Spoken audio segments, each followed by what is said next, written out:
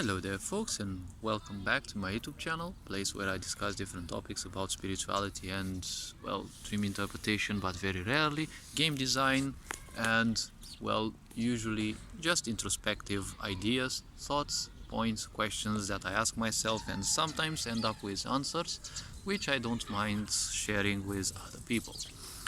This video will be a response video to Raul Smart, a YouTuber whom I watch not daily, but almost daily. Usually I have more time at certain days, so I keep, skipping some of the daily videos and then I watch them in a whole day. Now, the point is, he made a video one day about AI, and he felt a bit scared about the AI. Well, I can't say scared though, but he was telling people that the AI is becoming smarter. Now, he also presented this in some of his live streams, but what I feel is that he's kind of missing a point.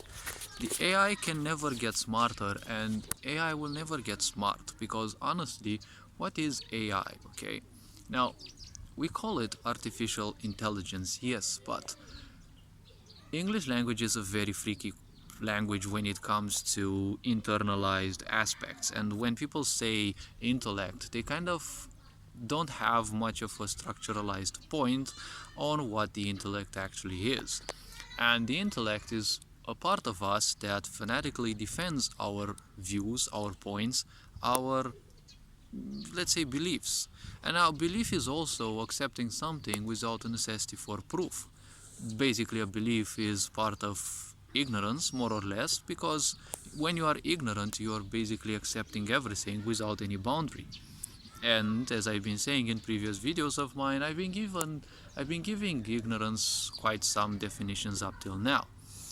I'm not calling anyone ignorant. Ignorance is just a level of awareness. Of course, ignorance, there are dozens, probably hundreds of levels to it, but, well, the point of liberation or mukti or whatever people may call it is simply waking up from, let's say, ignorance and waking up to the real life, because people are paying way too much importance to the mind.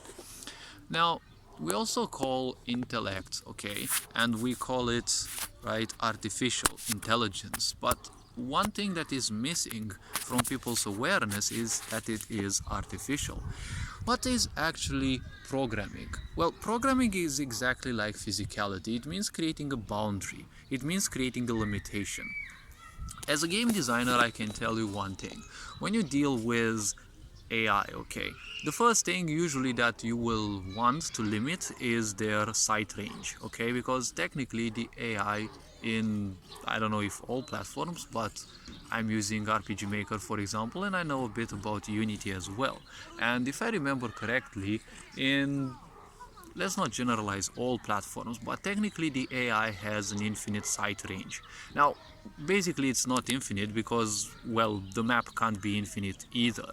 Now, we all know games like Minecraft, they procedurally generate the map the more you are going that way, right, or this way. So technically, theoretically, it's infinite, but, well, technically it's not infinite. It just continues to generate new parts as you are, moving towards the so-called edge of the map. So it's still limited. Now, when it comes to AI, right, it's limited still by the length of the map, but obviously you don't want the AI to see it that much, especially in, the games that are nowadays, which I kind of find brain dead, because, the AI just sits there and if it sees the player, then it engages, right? This is kind of what I call kindergarten AI. So the point is, many of the games I see, they're kind of brain dead, and they just give this sense that you're kind of achieving something when you're busting a few AIs that like, they cost a lot to create in the sense of the visuals, okay, like you have these 4K games, ultra graphics, everything is smooth, everything is perfect in details, but the AI is always gonna be a simple one, okay, it's always gonna patrol or it's gonna stand still, and if it sees the player, it's gonna engage, right? That's basically the whole AI. And if you're gonna create robots, it's gonna be the same thing, because in a video game, or, well, in video game design. AI sees everything in an angle of 180 degrees in front of it. Okay, so it automatically has a front and a back, and it doesn't see anything in the back. Sure, you can also program it to detect things in the back, and the point is, you have to program it in order to recognize that. Now, I've been saying in previous videos that when you come into this world, you're basically nothing, because all the thoughts, ideas, emotions, and impressions that you have are nothing else than, well, gatherings. You're taking them from your parents, school, friends, whatever, society, music, whatever you, or, well, everyone else is, getting in contact. So the point about this is, well, let's put it like this. Technically, we are nothing, and, well, at the same time, the AI is also nothing. Why? Because the AI simply has nothing. It has to be programmed, right? Just like we are on birth, right? There is basically nothing that we have when we are born, and, well, that's going to be the same state when we go. Except the karma, that's the only thing that, people will be taking after they perish. Now, the point about the AI is that you have to also program it to recognize things, right? When you see a tree, well, probably you're not going to bump into it, but in game design, things, first of all, when they are implemented on the map, they have to be given some properties to be, recognized as physical. Once they are recognized as physical, the AI, if programmed correctly, will know to simply move around, and, well, you also have to program the objects to be, unseeable, right? Or technically you cannot see through and also beyond, right? So this is also another bit of coding that goes, which also goes to show that AI is nothing else than a set of programming, okay? And programming means creating limitations. Now, a limitation means exactly like physication, right? The physicism of a body means a code that runs behind it that, first of all, keeps the body, the structure of it is kept together, right? And this code is also part of the energy body or the prana body, right? Which the pranic body helps keep the physical body together. Now, the pranic body is basically like every other body in this universe. It dissipates slowly and surely, and that's kind of the reason why, well, ailments and the such will occur, and why sooner or later the physical body will become unsuitable for life. It simply becomes no longer habitable, let's say, and therefore life will have to leave. Now, with the AI, it's theoretically the same thing, because the AI is nothing else than a frame, right? It needs a code, right? And the code is the basic limitation. There is simply nothing more, nothing less. So technically you have an AI that will do nothing else than, wander around, and if it sees the player, so you have to, program it to recognize the player, it will engage the player, and that's it. There's no more anything else. Now, if we move into more advanced parts and, the spooky or so-called spooky stuff of programming, we bump into a concept named machine intelligence, okay? But you're forgetting that it's called machine, okay? It's called also intelligence, yes, but, it's also machine, right? In order to have intelligence, you require to not be a drone level. And machines, irrespective of how strong you make them, how big or how small, how portable, they will always be drone level, because they will always be input driven, right? They always have the same exact code that goes on again and again, and it's never gonna change. Machines don't have, let's say, an evolutionary karma. They don't have any evolution, so they simply cannot do anything more than they were programmed. Now, of course, people will say things about machine learning, yes. Now, what is this machine learning? Well, I haven't dealt with it, but what machine learning deals with at a large scale is nothing else than prioritization, okay? And of course, I've dealt with prioritization in the video games that I'm working towards. Now, what is prioritization? Well, prioritization works on a repetitive cycle, okay? And a repetitive cycle is something that usually in machines it triggers at least once per second. In video games you have things that they have to repeat at least 10 times per second, because you see, everything for machines works in frames, okay? And a frame means a millisecond. So there's 1,000 frames in a second.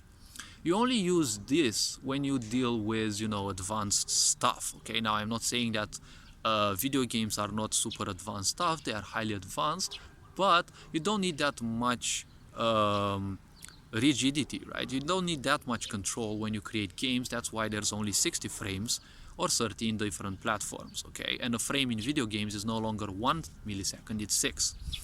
So in video games, you have those situations where you cast a skill on an opponent, right? And when you cast a skill on an opponent, the AI has to be programmed how to recognize the skill, how to throw the skill, where to throw the projectile, if it shoots a projectile, where to throw it from, spawn the projectile, take into account the aspects of it, right? Like the properties, namely the velocity and the such. So all of these are simply programmed and they aren't changed, right? The AI will act the same. Now, the point is, in order for the skill to enter, to bump into a target, there is a process that goes on at least 10 times per second, and it consumes a lot of resources. So don't think that AI doesn't consume resources. It is one of the most resource consuming things.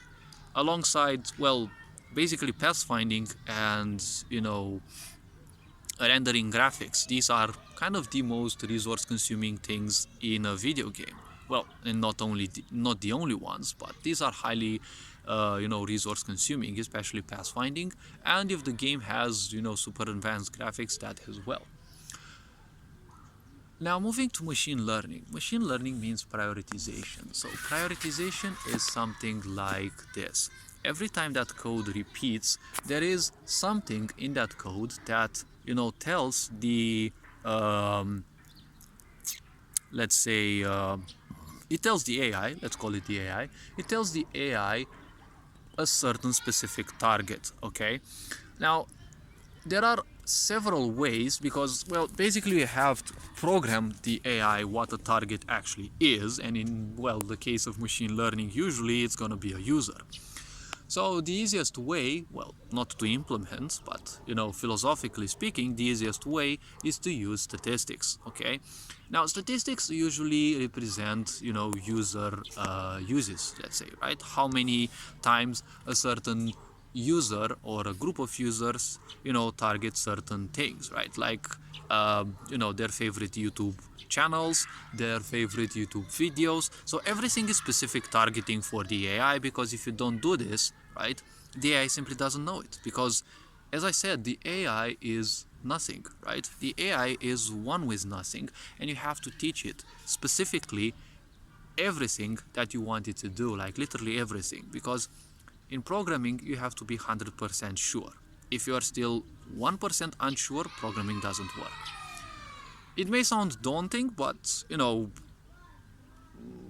it's how it goes. And to my low level, right, I'm not into, well, actually high level, because basically in programming low level means highly advanced. It's kind of opposite of the typical use, because when you say high level in programming, it's more like surface level, and when you say low level, it's like more intimate with the machine, like cryptography, writing code in bits, byte manipulation, right, like C++ and memory allocation, those things that I'm only by far familiarized with. I'm not too good at these. Okay, so the point about machine learning is there is a code that simply tells, okay, which are the targets and what is the user pinpointing the most. Now, when the user pinpoints something, it's basically like a kind of there is let's say database that is being built, and these databases that are being built, they store literally all the information, and based on that information they derive their code further and further, because the more you consume, let's say, content of a certain genre or specific or something like that, then, well, basically you're gonna tell the AI in a way that you kind of like that, so more of it will simply be pinpointed to you. Now, is this something bad or is this something good? Well, I can't call it a bad thing because honestly, if I look, for example, for a certain video game, YouTube will keep popping up certain new things, right? And many people call this evil. But I'd rather see the good thing in everything rather than considering that a machine is watching me. No, humans are watching you. Machines are just doing what they're programmed. There is nothing evil about machines because behind all the AI and machine learning that you are fearing, there are people. Those you should fear, not the AI itself, right? Like, take any video game that you want. The AI is simply just something that really sucks in almost any game. Yes, there are more complex AIs in a way, but it's still one thread of code that is being read and, like literally one bit of an action done per moment. And yes, there might be like, I doubt parallel processes driven AI would work because there can be those situations in which at least two processes might contradict, and that will most likely ruin your AI. But the point is, code is always read from left to right and one line at a time, right? From up to down. So the point is, when a certain line is read, no other line is read. So always there will be limitations in the AI. Now, the AI is used, yes, by many people to install control, most probably, but the point is, don't fear the AI. Okay, the AI is not going better, it's just people are getting better at creating it. Don't misinform people when it comes to this, because people will fear something that is not real, it's not something that's functional, okay, because it is not there, right? The AI is technically not there, it's just people, okay, that have it work in a certain way and it just returns the results. AI is always about returning certain results, right? Or, well, it doesn't necessarily return your value, but it returns you a certain, let's say, behavior based on what you have put it to do. So I always look at the good thing in that because, well, if I look for something on the internet and I forget about it, I simply don't worry because I either have to enter Facebook or Yahoo and I'm pinpointing things about, hey, you've been looking for this book, and well, voila, like, why would I mind it? Is the AI very fast? Well, yes, I've been convinced that it's very fast. Like, hardly have I been looking at something and, like 2 seconds later I'm on Yahoo and guess what? I already see advertisements based on that. Yes, that's targeted advertising. I don't see anything evil about that. Now, people have been saying, that they've been talking about things and it's like the AI has been reading their mind. No, it's not reading your mind, okay? It's just listening to what you're saying, and people are talking to themselves and not only in their mind, they are verbally talking, and well, the AI can simply pick that. And yes, there are again, softwares that can understand, let's say, in a way, but understanding requires, understanding requires a level of consciousness which machines don't have.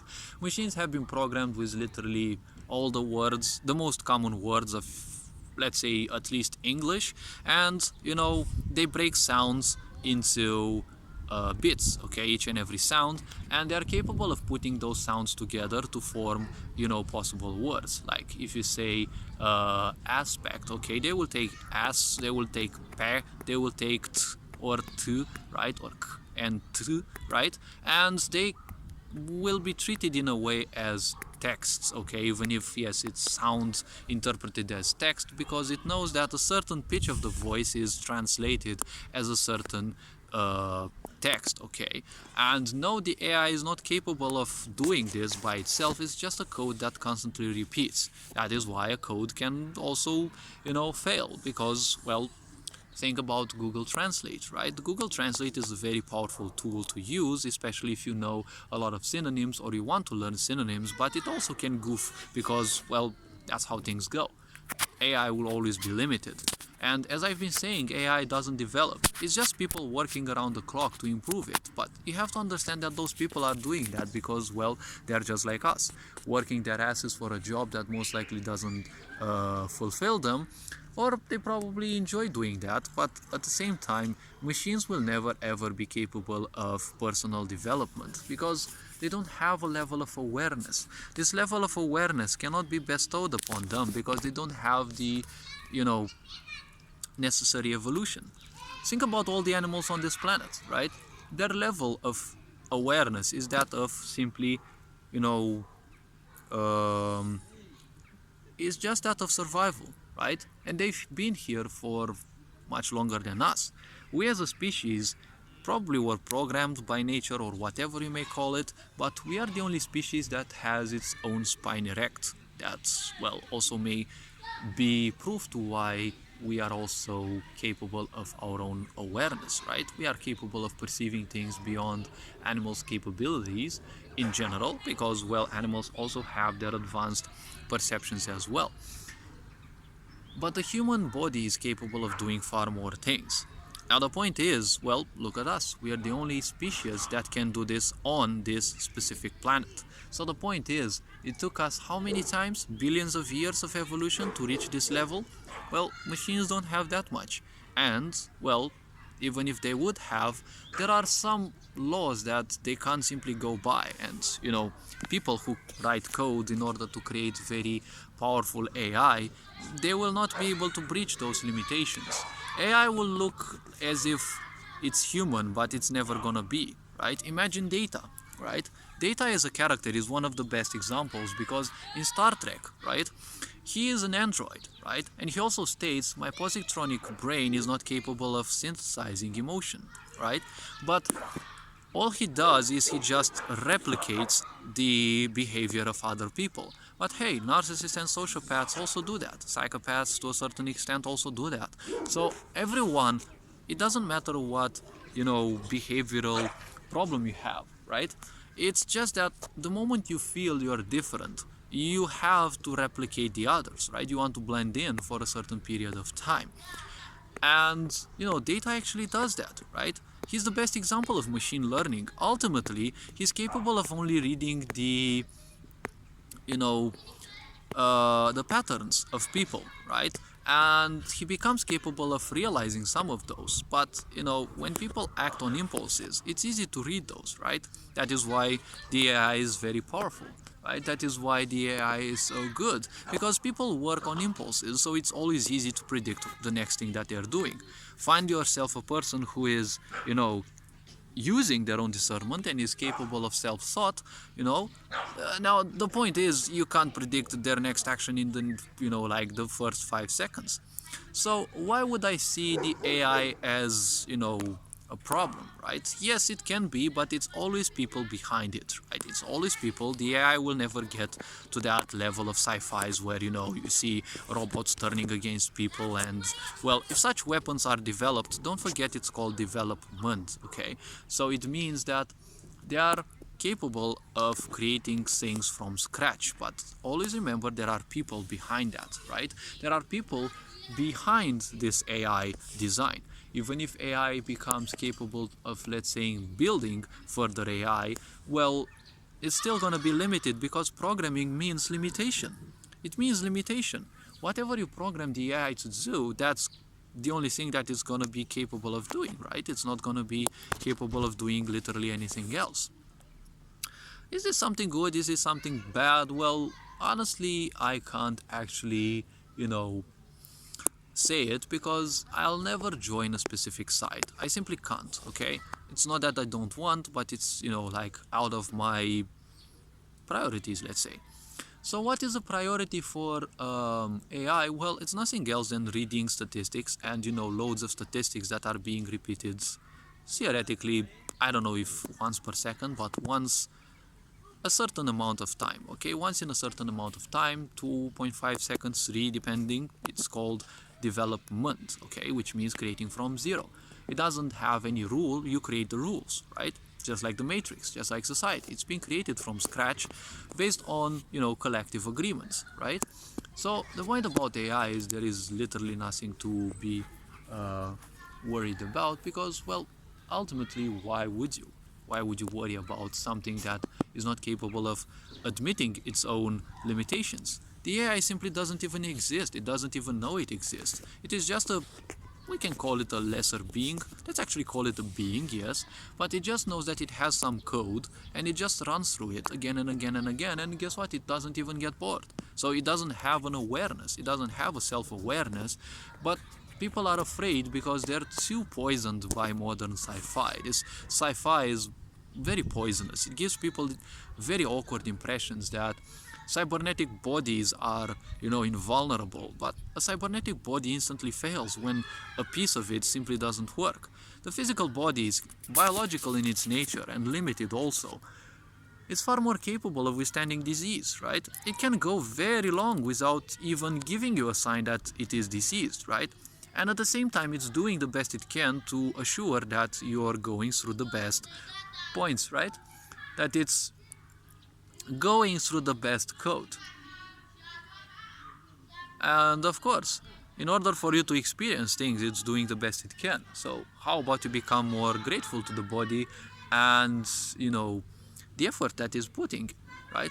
Because you have to understand, if you put life force in a cybernetic body, life force will also leave sooner or later. The cybernetic body won't be suitable for life because the physical body is meant, it is built by nature on principles far beyond, the comprehension of the mind. You don't just have the chakras in the body, you have structures that a cybernetic body may not be easily capable of replicating. But people are forgetting, when life force wants to leave, it will leave, right? You cannot keep it there contained. The more you contain it there, the more it will suffer. So honestly, it's not gonna end up doing good things, right? It can even overtake the cybernetic body and, commit it to self-destruction, because the point is, when life energy wants to leave, it doesn't matter if it's an elemental body, like in fantasy games, a cybernetic body or a physical body, it will just leave. So it doesn't matter. Putting yourself in a cybernetic body won't prolong your life. If you want to prolong your life, learn to do some hatha yoga or things that you can use to enhance the stability of your pranic body, because how strong your pranic body is, that's one of the factors, the more important factors, that's going to dictate how long your body will live. So all this being said, you are appreciated, take care of yourselves. Hopefully this video was introspective enough. Keep up doing what you're doing, you are appreciated. Everything that you're doing is kind of the best you can at the right pace for you, so never rush, right? Rush means impulsive action, and procrastination is not such a bad thing because it means you have a certain level of depth. I'll probably create a video on this as well. All this being said, you are appreciated, take care, Ferencan Board.